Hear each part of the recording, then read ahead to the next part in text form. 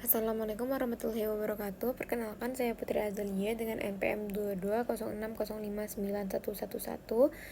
Kali ini saya akan menjelaskan penerapan mata kuliah metode numerik pada circular economy.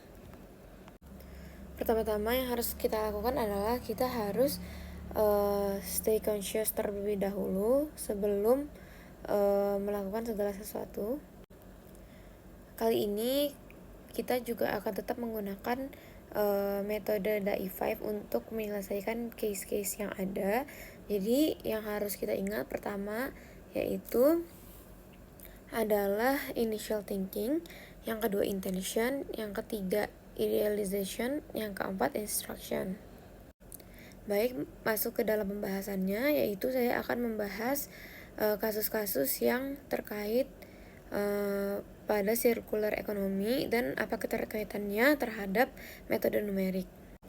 Jadi beberapa contoh kasus yang akan saya gunakan dalam pembahasan ini yaitu ada pengelolaan air limbah untuk reuse, pengelolaan limbah elektronik, energi simulasi sistem energi berkelanjutan, kemudian ada penggunaan material daur ulang. Jadi saya akan membacakan intention dari masing-masing case yang ada. Jadi untuk tujuan dari penggunaan material daur ulang sendiri yaitu agar kita bisa memanfaatkan barang-barang yang sudah tidak terpakai sehingga setelah didaur ulang bahan tersebut bisa berguna lagi dan dapat mengurangi sampah dan limbah. Selanjutnya, tujuan dari simulasi sistem energi berkelanjutan di kota yaitu tujuannya agar kita bisa mengetahui dulu apa yang akan terdampak pada kota tersebut melalui simulasi terlebih dahulu. Apakah sistem tersebut sudah cukup untuk membuat sebuah kota itu ramah lingkungan. Kemudian ada juga tujuan dari pengelolaan limbah elektronik yaitu tujuannya bagaimana kita bisa membuat suatu sistem yang dapat mengelola limbah elektronik yang sulit diuraikan.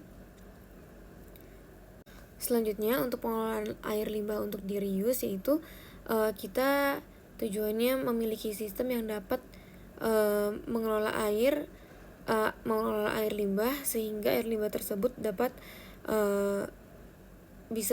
digunakan kembali dan pencemaran juga semakin minim akibat limbah-limbah tersebut sudah didaur ulang atau di reuse dan bisa menjadi lebih bermanfaat. Selanjutnya saya akan menjelaskan mengenai optimasi rute pengiriman untuk mengurangi konsumsi bahan bakar dan emisi karbon.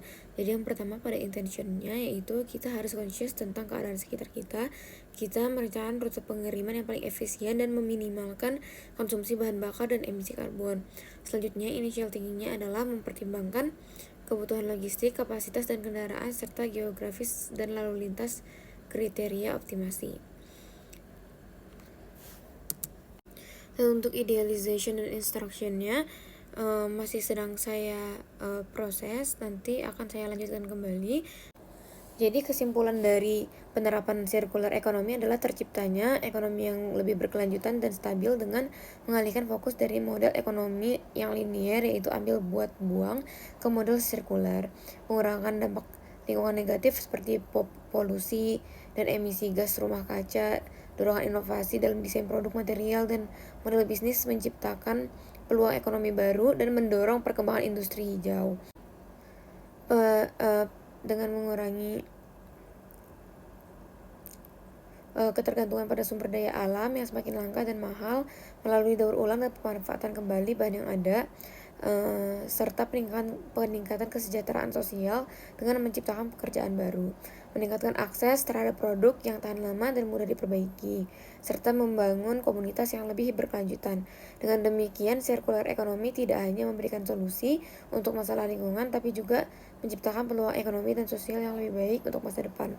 Jadi kaitannya dengan metode numerik dalam penerapan circular economy itu sangat penting karena metode numerik ini memungkinkan analisis dan optimalisasi sebagai berbagai proses dan sistem sirkular. Misalnya metode numerik dapat digunakan untuk memodelkan aliran material dan energi dalam suatu sistem sirkular, membantu dalam perencanaan dan desain produk yang lebih efisien, serta mengoptimalkan daur ulang dan pemanfaatan kembali material. Metode numerik juga dapat digunakan untuk menganalisis data lingkungan dan ekonomi untuk memprediksi dampak berbagai strategi sirkular, sehingga membantu pengambilan keputusan yang lebih tepat dan efektif. Dengan menggunakan metode numerik, kita dapat memaksimalkan efisiensi dan efektivitas dari penerapan prinsip-prinsip sirkular ekonomi, memastikan bahwa tujuan berkelanjutan dan pengurangan dampak lingkungan dapat tercapai dengan lebih baik. Sekian penjelasan yang dapat saya sampaikan, kurang lebihnya mohon maaf. Terima kasih. Warahmatullahi wabarakatuh.